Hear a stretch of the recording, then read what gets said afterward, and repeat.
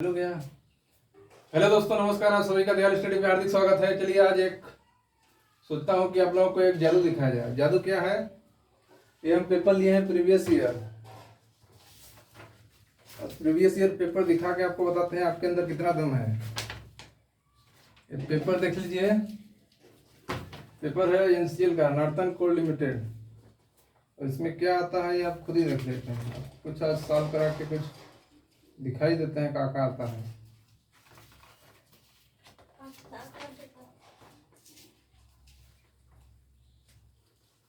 दिखा देते हैं क्या आता है। देखिए, चलिए हम तो अभी फिलहाल आपको अर्थमेटिक का जो आए हैं करीब 15-20 क्वेश्चन आते हैं अर्थमेटिक के, वही सॉल्व कराते हैं। तो ये ऐसा है। तो देख लेते हैं क्या है, और आप भी अपने आप को देख लें आपके अंदर कितना पोटेंशियल है। आप अपना पोटेंशियल कैसे पता करेंगे? हमारे साथ कैसे पता करेंगे? सामने से देखते हैं क्या है। देखिए, क्वेश्चन आया था अर्थमेटिक का, एक पूरा का पूरा एनसीएल का ही पेपर है। देखिए, आपको लाइव साक्षात दिखा रहे हैं। दिख रहा है? सही है।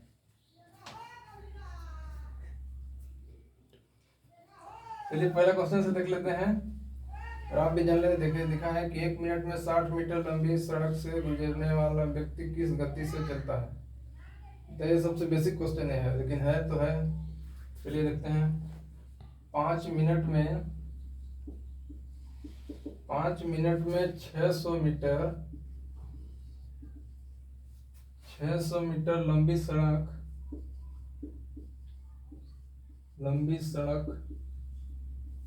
600 मीटर लंबी सड़क से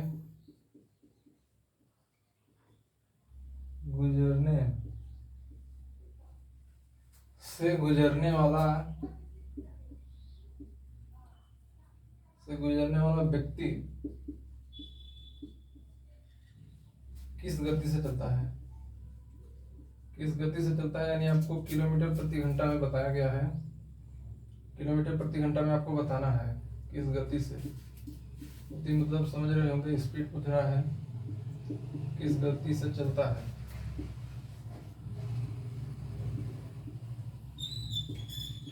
और आप ऑप्शन भी देख लें, क्योंकि क्वेश्चन है आया हुआ है एग्जाम का, तो ऑप्शन भी देखना बहुत जरूरी है। 3.6 किलोमीटर प्रति घंटा पहला ऑप्शन है, और दूसरा ऑप्शन है 7.2 किलोमीटर प्रति घंटा, और आपका थर्ड ऑप्शन है 8 किलोमीटर प्रति घंटा, और आपका चौथा ऑप्शन है और लास्ट ऑप्शन है 6 किलोमीटर प्रति घंटा। ये एनसीएल 2020 का क्वेश्चन है। काफी बेसिक क्वेश्चन है, और इससे सभी लोग यहाँ तक उम्मीद है कि बना लेंगे। चलिए देखते हैं क्या है। 5 मिनट में 600 मीटर लंबी सड़क से गुजरने वाला व्यक्ति किस गति से चलता है। आपको किलोमीटर प्रति घंटा स्पीड डालना है। क्योंकि आप जानते हो कि हम पहले भी बता चुके हैं, बोट एंड स्ट्रीम का अपना जो क्लास हुआ था, वहाँ भी ये फॉर्मूला बताए थे कि स्पीड इक्वल टू होता है distance upon time. Distance upon time यानी कितनी दूरी कितने समय में चला गया उसी को स्पीड बोला जाता है। कोई भी दूरी कितना समय में चला गया उसी को स्पीड बोला जाता है। इसीलिए इसका यूनिट किलोमीटर प्रति घंटा आता है। तो ये सभी में देखिए, कोई जरूरी नहीं है किलोमीटर प्रति घंटा में, कहीं कहीं मीटर प्रति सेकंड में भी हो सकता है, क्योंकि मीटर भी आपके दूरी का यूनिट है, एसआई यूनिट है। हालांकि तो और भी जरूरी है, एसआई यूनिट हर जगह ही पूछा जाता है। और जो सेकंड है समय का एसआई यूनिट है, और मीटर लेंथ का एसआई यूनिट है। तो इसमें भी पूछ सकता है, लेकिन फिलहाल हमको सबको किलोमीटर प्रति घंटा में पूछा गया है। और ये अपना मीटर प्रति सेकंड ये एसआई यूनिट है स्पीड की। चलिए देख लेते हैं कितना डिस्टेंस कितना है। 600 मीटर 600 मीटर, और आपकी ये जो टाइम है वो 5 मिनट है। 5 मिनट, तो हमको चाहिए किलोमीटर प्रति घंटा में। एक काम और आप कर सकते हैं, इसको बेसिक से जिन्हें नहीं पता है देख लें कि 1 किलोमीटर 1 किलोमीटर बराबर 1000 मीटर होता है।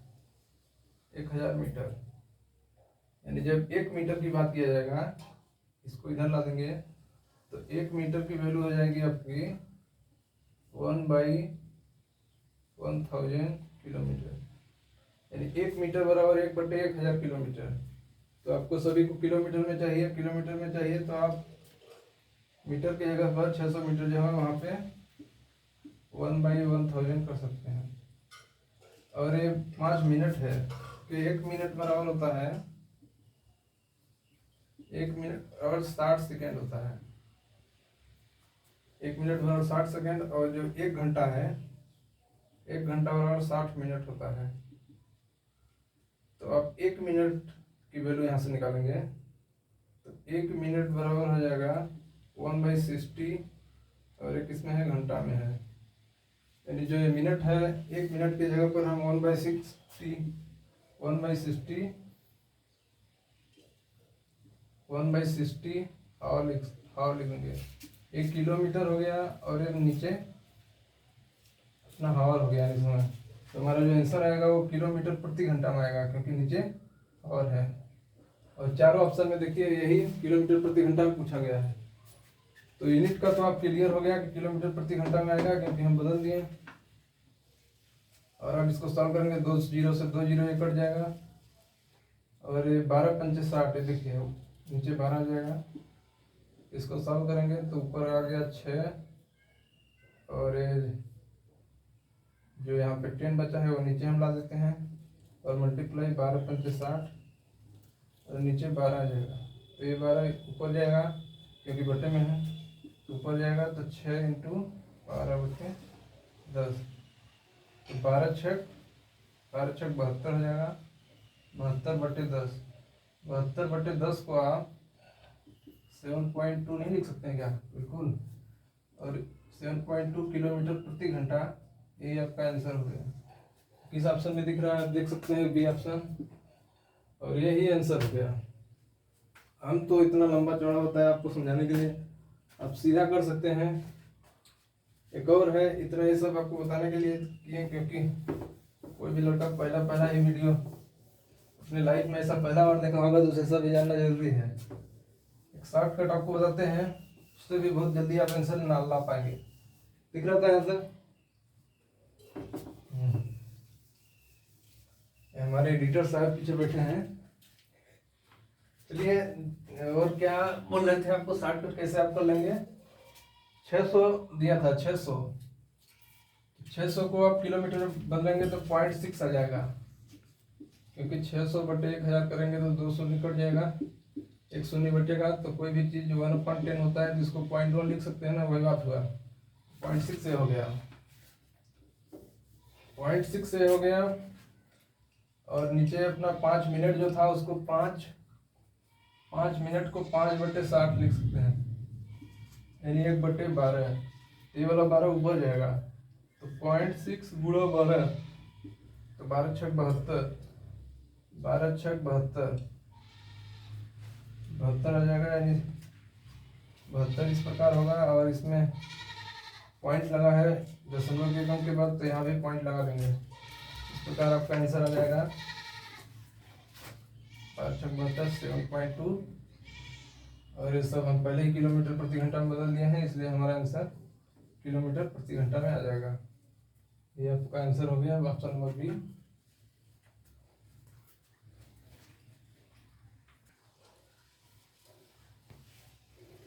चलिए एक और क्वेश्चन देखते हैं क्या आया था। क्वेश्चन लिख लिया जाए, इससे आप लोगों का टाइम वेस्ट होता है।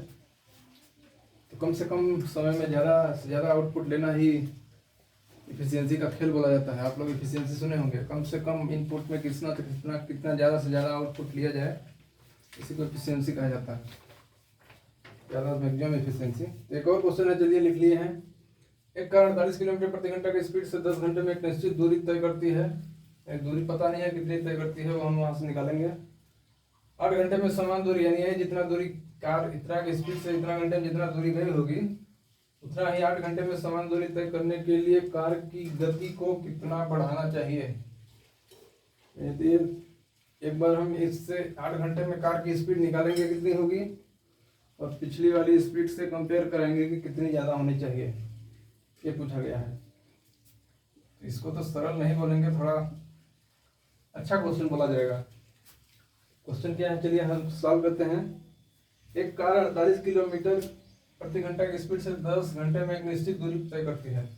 देखिए आपको अभी भी बताए थे कि ये वाला जो हम फार्मूला बताए हैं, वो टेन स्ट्रीम में भी यही फार्मूला बताया है, वीडियो गई होगी, आप लोग देखे होंगे, मुझे पूरी उम्मीद है।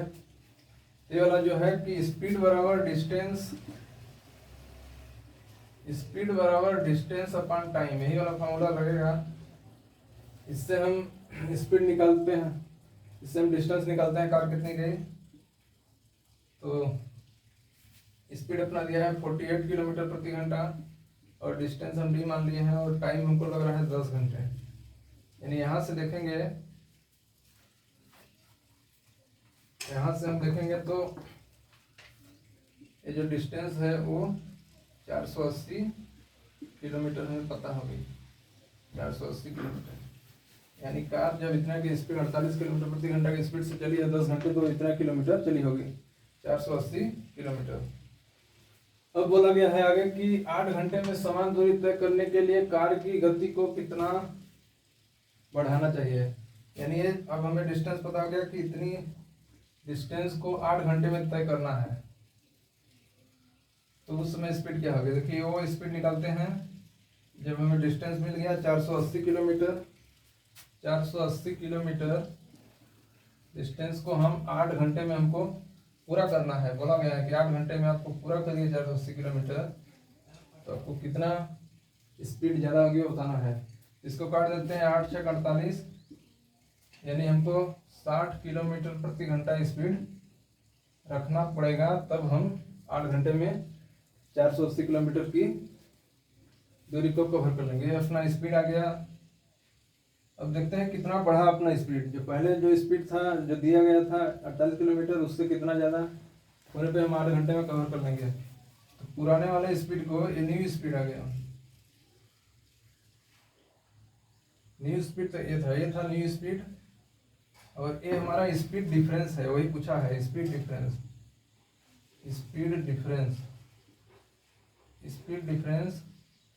जो न्यू स्पीड है, new speed minus old speed जो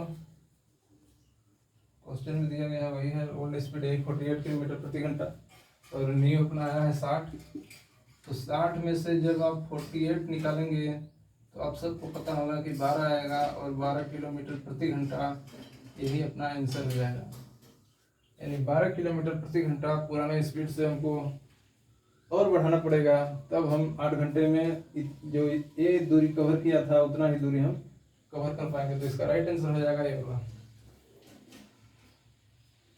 तो चलिए अगला क्वेश्चन देखते हैं, लिख लेते हैं पहले, थोड़ा टाइम आपका खराब ना हो। ये क्वेश्चन एक आया था टाइम एंड वर्क का। ये सब क्वेश्चन जो है सन 2020 में आए हुए हैं। जितने भी क्वेश्चन आज हम करा रहे हैं प्रीवियस ईयर का है। ये सब अपना जो अभी हुआ था एनसीएल का पेपर, वो क्या बोलते हैं उसको, असिस्टेंट के लिए हुआ था, जो इंजीनियरिंग लेवल का था, असिस्टेंट के लिए जो हुआ था, असिस्टेंट के लिए वही पेपर है। ए और बी एक काम को 36 दिन में कर सकते हैं, बी और सी 60 दिन में कर सकते हैं, ए और सी से 45 दिन में कर सकते हैं। तो ये अकेला कितना दिन में करेगा। देखिए अभी हम तो टाइम एंड वर्क पढ़ाए नहीं है, लेकिन आपको जीरो से ही बताएंगे। इसके 2 मेथड है। एक एलसीएम मेथड बहुत लोग करते हैं, लेकिन उससे आप बहुत लंबा हो जाएगा। यदि वो एग्जाम में आप कर लेंगे तो 4 से 5 मिनट आपको लग जाएगा और कोई मतलब नहीं रहेगा बनने न बनने का। तो हम इसको उससे भी स्टार्ट करते हैं। चलिए देखते हैं। ए और बी 36 दिन में कर सकते हैं, और बी और सी 60 दिन में कर सकते हैं, और सी और ए 45 दिन में कर सकते हैं। 36, 60, 45 इन सब का हम एलसीएम लेंगे। एलसीएम आप कैसे लेते हैं, ये वाला टेबल वाला एलसीएम कभी मत लीजिएगा, बहुत ही आपका टाइम कंज्यूम करेगा। शॉर्टकट हम आपको एलसीएम लेने का तरीका बता रहे हैं। एलसीएम जैसे 36 है तो इसको हम लिख सकते हैं 2 गुणा 2 गुणा 3, तो दूना 4 3 12, 12 25, 12 3 36। यानी इसको हम शॉर्टकट में लिखेंगे। देखिए अब जैसे 60 है तो 12 पंचे 60 हम सब समझते हैं। 12 को लिख सकते हैं 2 गुणे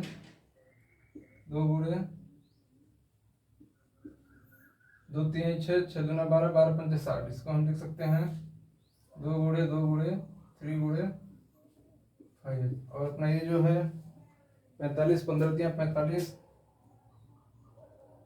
15 3 45 और 45, 15 3 45 को हम लिख सकते हैं 15 अपना लेंगे। 15 को 3 गुणे 5 लिख सकते हैं। इसको हम लिख सकते हैं 3 गुणे 5। अभी एलसीएम लेने का हम शॉर्टकट तरीका बता रहे हैं। और 2 और 2 2 बार आया है तो इसको हम 2 की पावर 2 लिख सकते हैं, गुणा 3 और 3 2 बार आया है तो इसको 3 की पावर 2 लिख सकते हैं। और 2 2 इसमें देखिए कितने बार 2 बार आया है तो 2 की पावर 2 हो जाएगा। 2 दूना 4 3 12 पंचे 60, 60 का था वो। तो और 3 एक बार आया है तो 3 की पावर 1।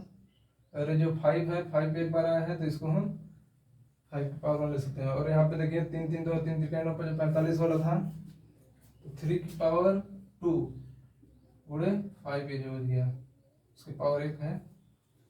अब इसे हमको इसमें से एलसीएम लेना है क्योंकि यहाँ पे हमको एलसीएम की जरूरत पड़ रहा है।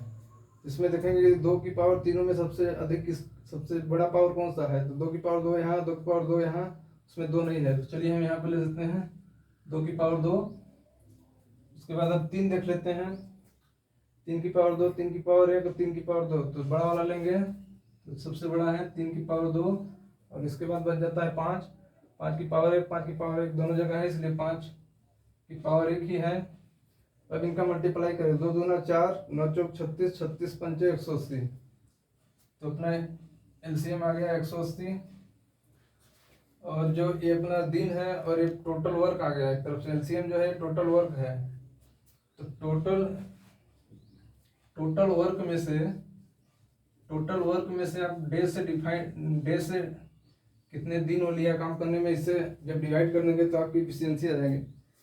इफिशियंसी आप समझिए कि जैसे आप एक दिन में 2 किलोमीटर चलते हैं, एक दिन में 2 किलोमीटर चलते हैं और कोई एक दिन में 4 किलोमीटर चलता है। 4 किलोमीटर वाले की एफिशिएंसी ज़्यादा होगी क्योंकि वो काम ज़्यादा कर रहा है। यानी ये पोर्शन जब बड़ा होगा और ये छोटा होगा, यानी आप कम से कम दिन जितना लेंगे उतने ज़्यादा आपकी एफिशिएंसी रहेगी।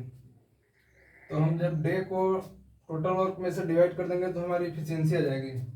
तो 36 को जब 180 से डिवाइड करेंगे, 180 बाई 36 करेंगे तो यहाँ पे 5 आ जाएगा। और जब 60 को हम 180 करेंगे तो यहाँ पे 3 आ जाएगा।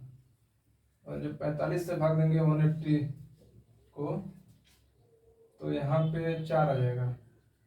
अब हम देख लेते हैं इन सबको जो ऐड करेंगे तो ए 2 बार आ गया, बी भी 2 बार आ गया, सी भी 2 आ गया, 2 बार आ गया। यानी 2 ए प्लस बी प्लस सी पहले जोड़ दिए बराबर, ये पूरे एफिशिएंसी को जोड़ देंगे। पूरा एफिशिएंसी को जोड़ेंगे तो 12 आ जाएगा। 5 3 8 4 12। तो ए प्लस बी प्लस सी बराबर 6 आ जाएगा क्योंकि डिवाइड होगा 2 उधर से जाके। अब हमें पूछा है कि ए अकेला कितने दिन में कर सकता है, यानी हमको ए की इफिशियंसी पता चल जाए और टोटल वर्क हमें यहाँ से पता चल ही गया है तो कुल कितना दिन लेगा ये हमको पता चल जाएगा। तो ए बी सी बराबर 6 आ गया है और बी प्लस सी को हम घटा देंगे तो हमको ए मिल जाएगा। बी प्लस सी की जगह हम 3 रख देते हैं तो ए बराबर 6 माइनस 3 यानी 3 आ जाएगा। यानी ए की इफिशियंसी 3 आ गई। ए की इफिशियंसी जब 3 आ गई कोई लफड़ा नहीं है, फिर तो आ गया फट से। देखिए कैसे आया, जब ए की इफिशियंसी 3 आ गई तो यहाँ पे हम देखे थे कि टोटल वर्क बटे डे, यानी वो कितना समय लिया, यही तो इफिशियंसी होता है। तो ए की इफिशियंसी लिख रहे हैं तो ए का दिन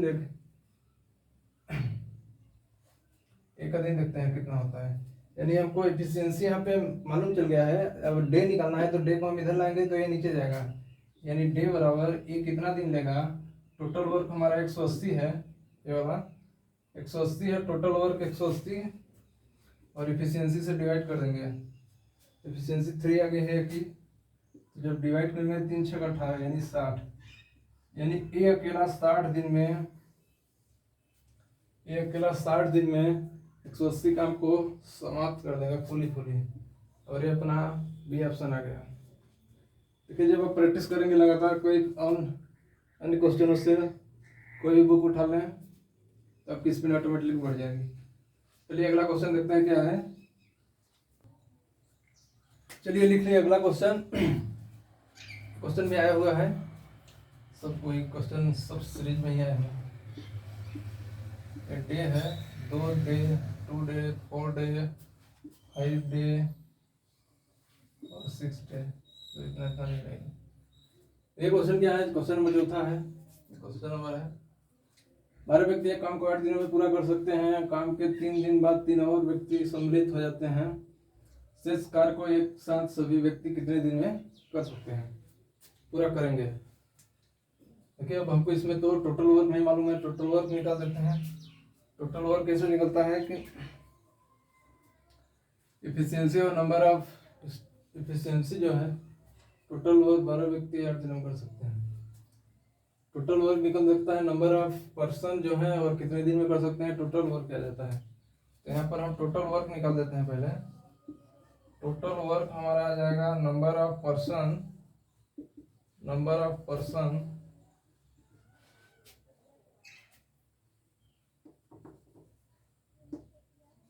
ऑफ पर्सन वर्किंग और मल्टीप्लाई नंबर ऑफ डे ये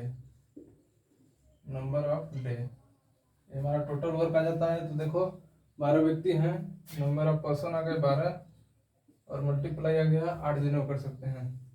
तो 12 व्यक्ति 8 दिन में काट सकते हैं, तो 12 8 96 वर्क ये करते हैं, टोटल वर्क आ गया। अब काम के 3 दिन बाद, मतलब ये जो 96 वर्क है इसमें 12 लोग 3 दिन काम करते हैं, तो 8 दिन का काम जब 96 आ गया तो 3 दिन का काम हम निकाल सकते हैं। तो 3 डे वर्क ऑफ 12 पर्सन, 3 आदमी का 12 दिन का 3 दिन का 12 लोगों का काम जो है 12 गुणे 3 यानी 12 तिहाई 36 काम आ गया। टोटल 96 काम है, यानी शेष काम हमारा 96 माइनस 36 करोगे तो 60 काम बच जाएगा। और 60 काम जो यहाँ पे पूछा गया है कि शेष कार्य, यानी शेष कार्य यही 60 वाला कार्य, शेष कार्य एक साथ सभी व्यक्ति मिलकर, मतलब जो 12 पहले थे और अब जो 3 और आ गए यानी 12 3 15 हो गया, तो वो कितने दिनों में कर सकते हैं। तो जो 60 वर्क शेष वर्क है उसे 15 लोग करेंगे, तो 15 चौका 60 यानी 4 दिन में, और यही 4 दिन अपना आंसर है। देख सकते हैं किस ऑप्शन में, option number B. Option number B अपना राइट आंसर है। जैसा जैसा क्वेश्चन बोला वैसा करते जाइए, आगे कोई दिक्कत नहीं है। यही 4 दिन आ गया। चलिए अगला क्वेश्चन चलते हैं, क्या है।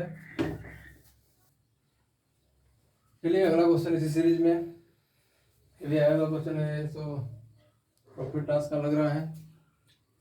यदि कोई वस्तु 200% लाभ पर विक्रय की गई, यदि कोई वस्तु 200% लाभ पर विक्रय की गई तो उसके विक्रय मूल्य पर उसकी लागत मूल्य का अनुपात, यानी कुल मिलाकर पूछा है सेलिंग प्राइस और कॉस्ट प्राइस का रेशियो।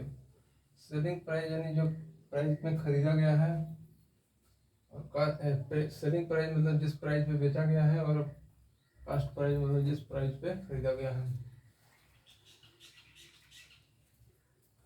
चलिए हम मान लेते हैं कि कोई वस्तु 100 रुपये में खरीदी गई है, उसका कॉस्ट प्राइस मान लेते हैं 100 रुपया। 100 रुपया उसका कॉस्ट प्राइस है।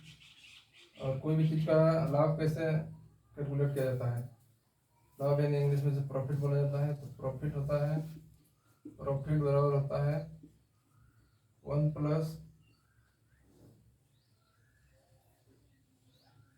प्लस प्रतिशत।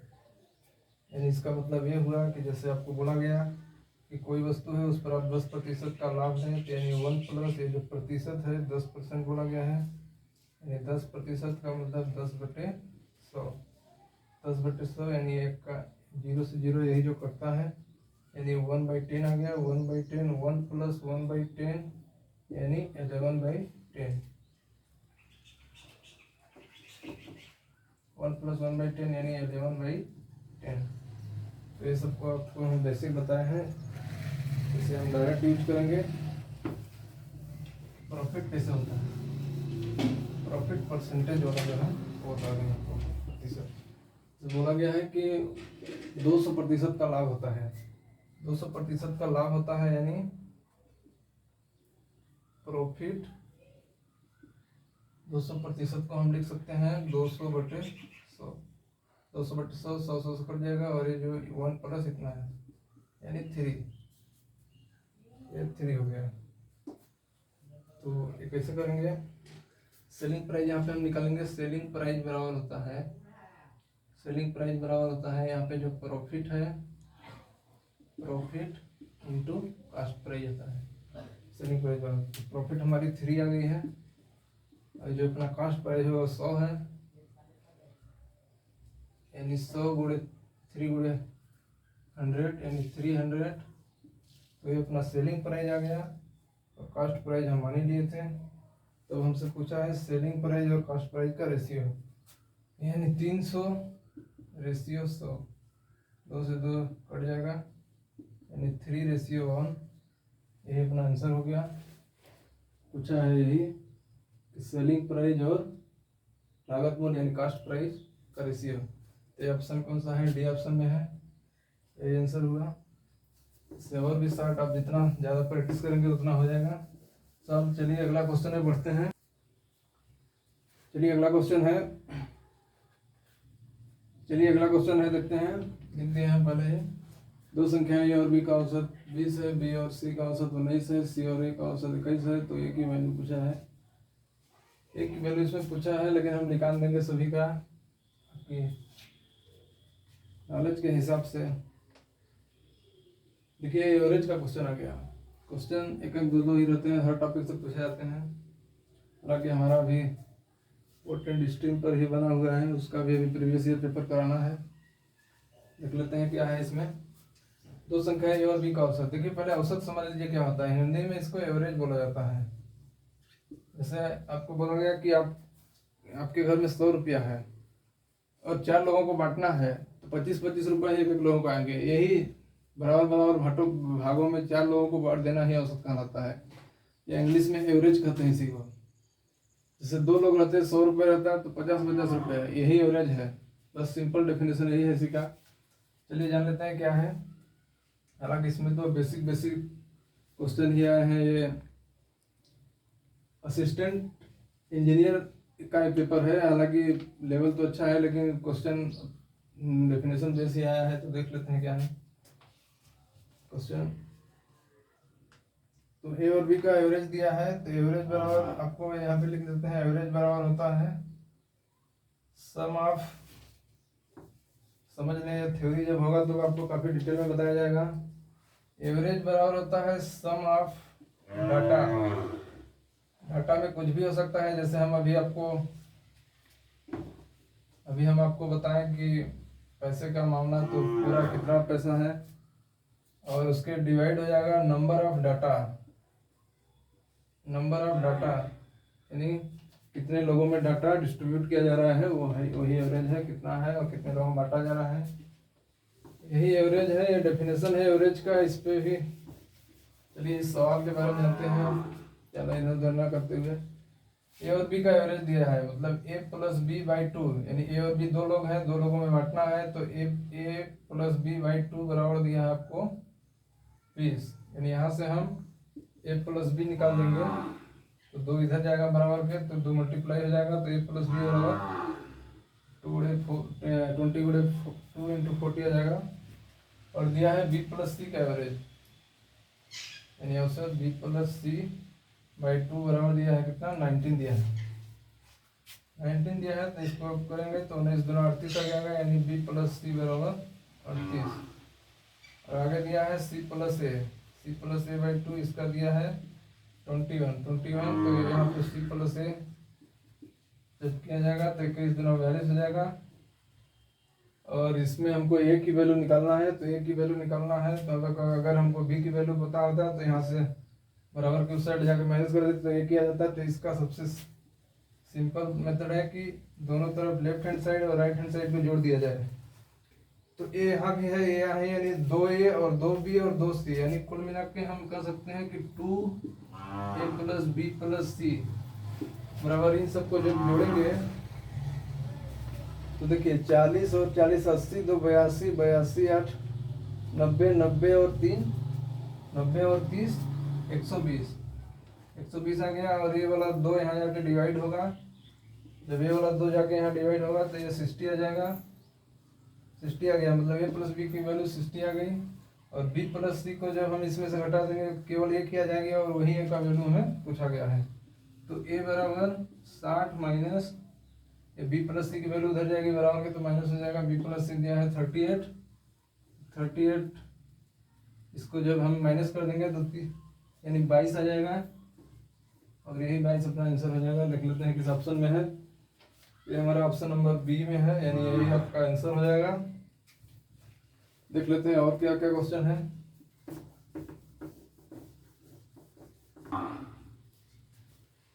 चलिए अगला क्वेश्चन लिख दिया है, अब देखते हैं क्या है क्वेश्चन। ये भी टकराया हुआ है एग्जाम में, टकराने का मतलब आया हुआ है। क्या है, यदि 95 को 4 भागों में 7 5 3 4 के अनुपात में विभाजित किया जाता है तो सबसे बड़ा भाग कौन सा होगा। देखिए ये सवाल कोई करने की जरूरत नहीं है, सबसे बड़ा भाग यही होगा, लेकिन ये कितना होगा यही निकालना है। सबसे ज्यादा भागों में आएगा वही सबसे बड़ा होगा, इतना के अनुपात में निकालना है। हालांकि ये पता तो हो गया कि जो ये रेशियो है इतना ही आएगा आंसर, लेकिन कितना है ये हमको निकालना है। देखिए मान लेते हैं 95 क्या है, मान लेते हैं पैसा है 95 रुपए आपके पास है, उसको बोला गया है कि इतना इतना के अनुपात में किसी को देना है। 4 लोग हैं, एक को 7 रेशियो, एक को 5 रेशियो, एक को 3 रेशियो, एक को 4 रेशियो, इतना इतना के रेशियो में देना है। तो सबसे बड़ा रेशियो, सबसे बड़ा भाग कितना होगा, यानी यही है। ये सब रुपए में है ना, कितना कितना रुपए मिलेगा ये बोला गया है। तो सबसे बड़ा वाला को कितना रुपए मिला यही है, 4 ऑप्शन में दिया गया है। 95 देखिए 95 रुपये है, इनको 4 भागों में बांटा गया है। मान लेते हैं हम रेशियो दिया है 7:5, 3:4। इन सब जब को टोटल जोड़ेंगे, टोटल आ जाएगा हमारा 7 3 10 5 15 15 4 19, यानी 19 पूरे रेशियो का हम देख रहे हैं, तो पूरे 19 रेशियो हैं। अब 95 को 19 रेशियो में बांटना है, तो 19 बचे 95, यानी एक रेशियो की वैल्यू आ गई आपकी, एक रेशियो की वैल्यू आपकी आ गई 5, एक रेशियो की 5 आ गई। तो हमको 7 रेशियो की वैल्यू पूछा है, यानी सबसे बड़ा पूछा है ना, सबसे बड़ा भाग कौन सा होगा। तो सबसे बड़ा भाग 7 रेशियो वाला जो होगा वही होगा। तो एक रेशियो की हमें वैल्यू 5 आ गई, तो 7 रेशियो का हम जब निकालेंगे तो 7 रेशियो का हो जाएगा 7 × 5, यानी 7 × 5 35, यानी 35 वाला आंसर जो है वो आंसर होगा, यानी 35 ऑप्शन नंबर ए में ही है, और यही अपना आंसर आ गया। काफ़ी सरल होते हैं, और ये एग्जाम का रेलवे में भी ऐसे ऐसे कई क्वेश्चन आए हुए हैं। आपको प्रीवियस ईयर जब कराएंगे तो आप देखिएगा, काफ़ी मजा आएगा आपको, सब जब सीख जाएंगे तो काफ़ी मजा आएगा ऐसा क्वेश्चन करने में। चलिए अगला क्वेश्चन लिख देख लेते हैं। ये भी क्या है, ये भी परसेंटेज का ही लग रहा है, पढ़ेंगे आपको खुद ही समझ आ जाएगा कहाँ का है।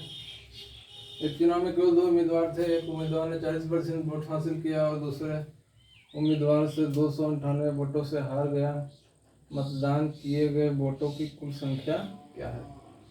देखिए क्वेश्चन पढ़ के आपको समझ में आ रहा होगा कि बोला गया है कि जैसे इसको इस तरह समझा जाए कि चुनाव हुआ जिसमें से एक ने कुछ वोट पाया और कहा गया कि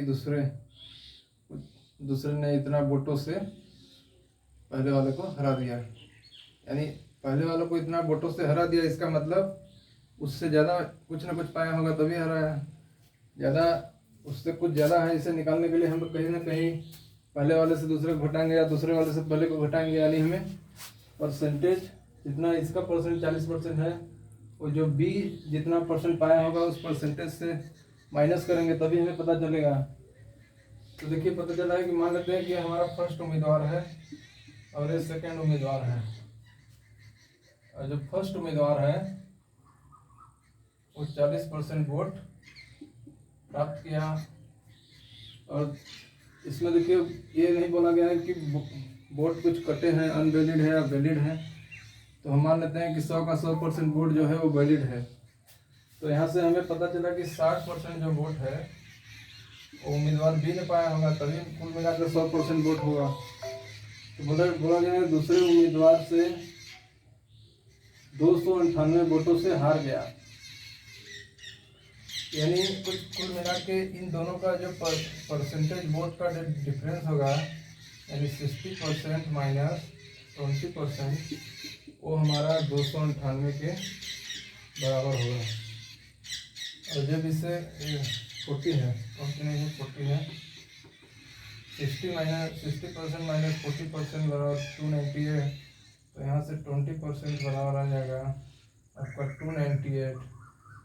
और जब हमें पूछा गया है कि मतदान किए गए कुल वोटों की संख्या, यानी मतदान हुआ होगा तो 100% लोग माना गया है, तो मान लेते हैं 100% वोटिंग पड़ी है, तो 100% लोग वोट दिए हैं। और यही पूछा गया है कि मतदान किए गए वोटों की कुल कितने वोट दिए गए, यानी 100% की वैल्यू जब हमें मालूम हो जाएगी तो हमें पता चल जाएगा तो कितने वोट किए गए। तो 20% की वैल्यू इतनी है। तो जब अब हम यहाँ से 5 से मल्टीप्लाई कर देंगे दोनों साइड में, तो हमको पता चल जाएगा 100% कितना होता है। तो 5 मल्टीप्लाई इसमें कर देंगे, इसमें मल्टीप्लाई 5 कर देंगे, तो 5 मल्टीप्लाई 20, तो ये हमारा 20 × 100% आ जाएगा। और यही जो 100% है वो हमारा टोटल वोट हो जाएगा। तो इधर भी मल्टीप्लाई करना पड़ेगा 5 का, तो 200 पंचे 1000 हो जाएगा, और 9 पंचे 45, 9 पंचे 45 आ जाएगा अपना।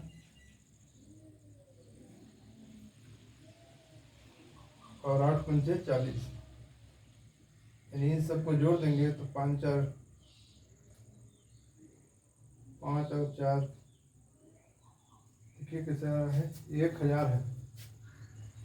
200 मान लिए है, 200 और 500 का तो 1000 हो जाएगा, 1000। और ये 90 हम मान लिया तो 90 × 5 450 आ जाएगा। तो इन सबको जोड़ेंगे तो 1 5 4 9, यानी 490 नीचे का आ गया अपना इन दोनों को जोड़ने पे, और 1000 ही आ गया, यानी कुल मिलाकर के 1490 वोट पड़े होंगे। 1490 टोटल वोट पड़े होंगे, और यही 100% है। 100% को ही तो टोटल वोट कहा जा रहा है। 1490 वोट पड़े होंगे, ये हमको यहाँ से पता चला। और यही सवाल आया था। और ऑप्शन में देख लेते हैं अपना 3 ऑप्शन, 1490 कौन है? थर्ड ऑप्शन बिल्कुल राइट आंसर है, 100% सही आंसर है, यही है। और देखिए और भी क्वेश्चन कराने का प्रयास करेंगे, वीडियो ज़्यादा लंबा ना हो। चलिए धन्यवाद। और हाँ, एक बात और है, यदि ये सही लगे तो जो लोग आने वाली वैकेंसी का इंतज़ार कर रहे हैं, यानी अभी करीब बोला गया है कि जून जुलाई में नई वैकेंसी एनसीएल की आ रही है, हेमा ऑपरेटर की भी आएगी, और हो सके तो असिस्टेंट इंजीनियर वाला है वो भी आएगी। और ये जो हम पेपर आपको ये अरिथमेटिक का एप्टीट्यूड आप कहें जो कराए हैं, ये असिस्टेंट इंजीनियर पोस्ट का ये जो पेपर आया था उसी का है। यदि आपको भरोसा ना हो तो देख सकते हैं आप, ये हम पेपर कहीं से कलेक्ट किए हैं, नॉर्दर्न कोलफील्ड लिमिटेड ये दिया गया है, वही है। और इधर टेक्निकल है, बाकी 30 क्वेश्चन आए थे, तो 20 करीब 10% ही अपना एप्टीट्यूड आया था, बाकी रीजनिंग भी आया था, तो वो भी कभी ना कभी सॉल्व कराएंगे। और लोगों को चैनल से जोड़ें, चैनल को ज़्यादा से ज़्यादा लोगों को तक ये वीडियो पहुंचाएं जो अभी बनी है। काफ़ी अच्छे क्वेश्चन है, और अन्य एग्ज़ाम का भी हम प्रीवियस ईयर अरेंजमेंट करेंगे। चलिए धन्यवाद, मिलते हैं नेक्स्ट वीडियो में, धन्यवाद।